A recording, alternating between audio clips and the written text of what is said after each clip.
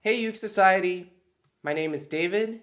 In this short video, we're going to talk about the basics to start playing the ukulele.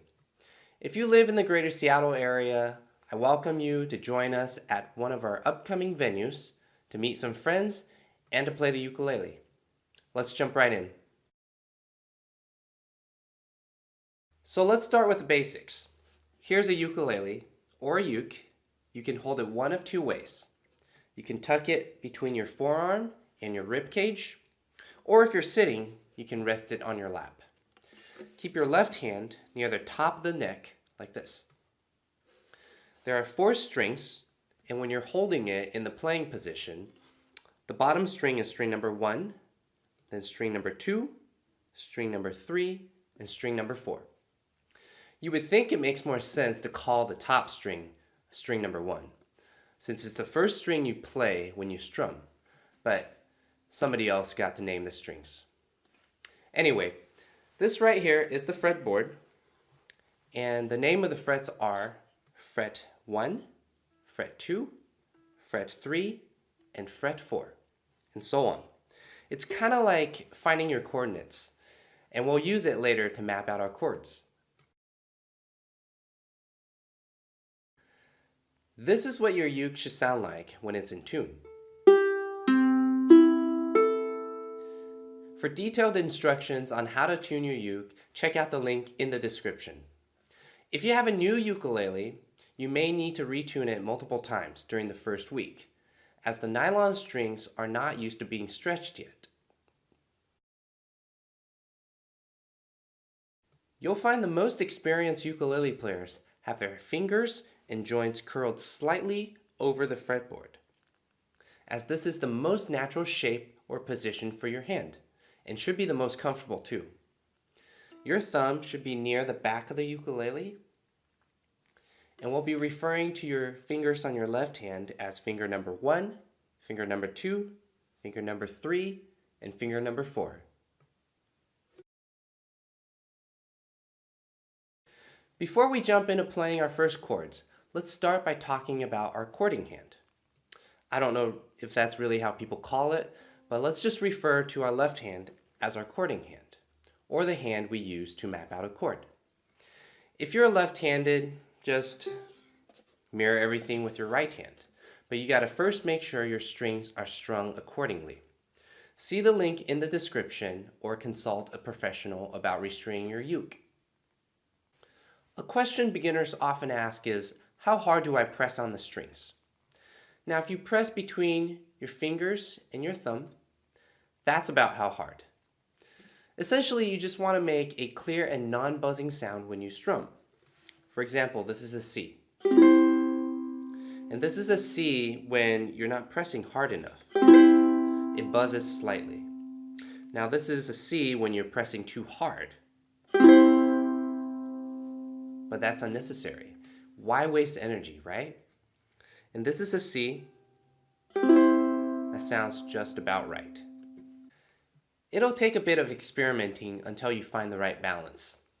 Also, remember to use the padded part of your fingertips to press on the strings. And be sure to press in between the metal fret dividers and not on the metal fret dividers itself. Also, try not to touch the strings unintentionally. Say you're playing in A minor. This is an A minor where my middle finger slightly touches the next string, the open string, and it buzzes slightly. This could happen if you have longer fingernails. So now we're ready to play some chords, and we can find where we place our fingers by using a chord chart. You can download a copy from the link in the description. Let's begin with the C chord. As you can see, there are 4 vertical lines on the chord chart, each representing a string on your ukulele when you're holding the ukulele with the strings facing yourself. For this demonstration, I'll hold a uke with the strings facing you. Each small horizontal rectangle represents a fret, starting with fret number 1, 2, 3, and so on. Some beginner chord charts will also include a number on each black dot, and that represents where you would press on the strings and with what finger. Let's play the C chord as an example. To find the C chord, take your ring finger, or finger number 1, 2, 3. This is the common finger to use to play the C chord. Place it on the first string, 1, 3rd fret, 1, 2, 3. It's that easy. Now let's try the A minor chord. To find the A minor chord, use your middle finger, or finger number 2, and place it on the 4th string, 1, 2, 3, 4, 2nd fret, 1, 2. Let's try the F chord. For the F chord, keep the shape of the A minor and take your finger number 1, or your index finger, and place it on the 2nd string, 1, 2, 1st fret. It should sound like this. Just be sure that your middle finger isn't touching the neighboring string, or else it will buzz. The last chord we're going to learn in this crash course is the G chord. Now this one's a little bit tricky as it uses your index, middle, and ring finger. To find the G chord, take your finger number 1, or index finger, and place it on the 3rd string, 1, 2, 3, 2nd fret, 1, 2. And take your ring finger, or your finger number 3, and place it on the 2nd string, 1, 2, 3rd fret, 1, 2, 3. And your middle finger, or your finger number 2, and place it on the string number 1, 2nd fret, 1, 2. It should sound like this. This one will take a little bit of practice at first. It may help you to know that it's okay for your finger number 1 to be slightly touching the other strings. It's not really necessary to keep it entirely upright. However, keep a slight curl if you can, and make sure your ring finger isn't touching the other string, or the string number 1. Transitioning, or switching between chords, is probably one of the more challenging parts for a beginner. Here's a great exercise to help you master it. Let's just call it finger gymnastics. And so the tip here is to help you anticipate the transition more quickly. Now while you're playing a chord, hover your fingers over the chord you want to play next. You won't be able to do it with any chord combinations, just whenever you can. We can begin with 2 simple chords, the C and A minor. By now you probably know how to play these 2 chords or know where to go to find them. We're simply going to focus on our chording hand and will not be strumming. Alternate between the C and A minor while counting to 4 and switching exactly on beat 1, like this. 1, 2, 3, 4. 1, 2, 3, 4. 1, 2, 3, 4. 1, 2, 3, 4. Next, you can try the C to F chord. You can see how my 2 fingers will hover slightly over the F as I'm playing C. And while I'm playing F, my ring finger will be hovering over C, like this. 1, 2, 3, 4. 1, 2, 3, 4. 1, 2, 3, 4. 1, 2, 3, 4. And next, let's try F to G. 1, 2, 3, 4. 1, 2, 3, 4. 1, 2, 3, 4. 1, 2, 3, 4. You can do this exercise with any chord combinations in the book, and you can even try it with a set of chords in a song that you want to play. Give it a bit of practice and you'll realize that your fingers will start to begin to develop muscle memory. And before you know it, you'll be transitioning between chords without even consciously thinking about it. The key is to time it so that you transition right on beat 1. To learn how to strum, let's start by using our index finger on your right hand. You want to make sure you're strumming with the middle part of your fingernail and not the tip. Try a few down strums, equally strumming through all 4 strings. To do a down strum, start with your finger turned towards yourself.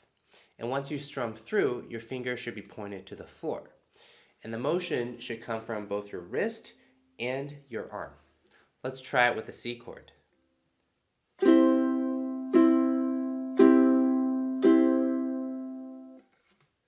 Let's try a few up strums.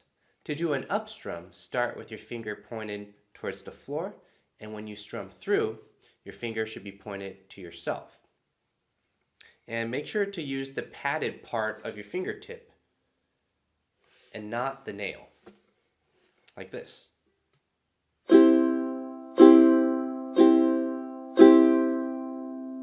Now try a few down up strums. It's not too hard, right?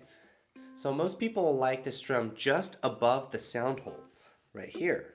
And that usually places your wrist at directly over the sound hole.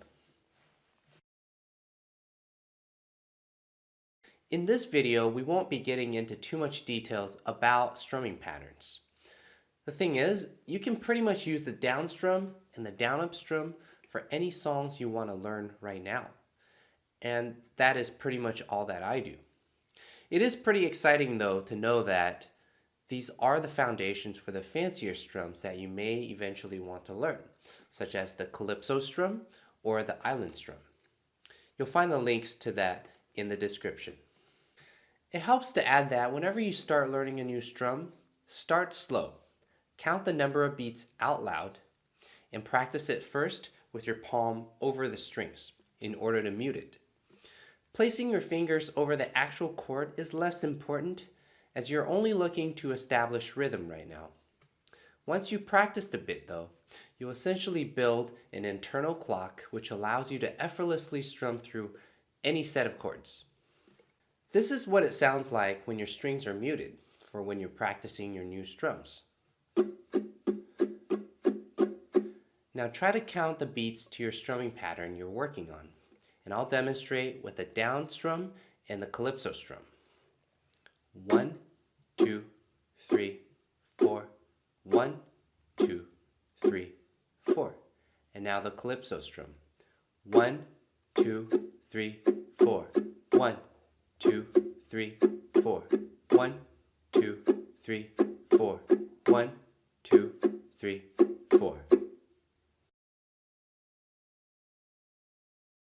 So you know how people say when you begin to learn a new skill, the key is to practice, practice, practice? Unnecessary. Learning to play the uke is not like learning any other skills. You really don't need to practice that much.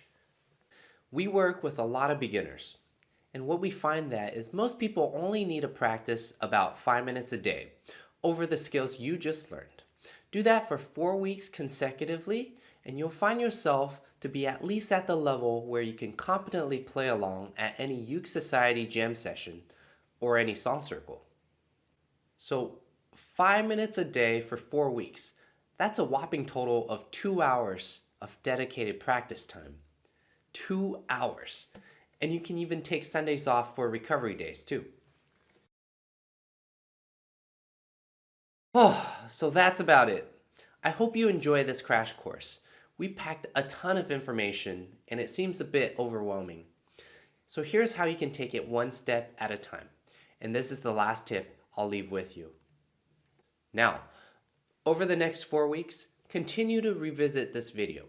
Pausing. If you hit the space bar, that pauses the video, and when you hit it again, it resumes it, just in case. So continue to revisit this video. Have your uke with you so you can take time for yourself to practice. And when you're ready, try learning a song that you enjoy, or check out the ones we have with a link in the description. We hope to see you soon at Uke Society. Bye. It helps to add that whenever you start learning a new strum. Hey Tice. What's up, buddy? You want to say hi? Or you want to Hey, it's Tice.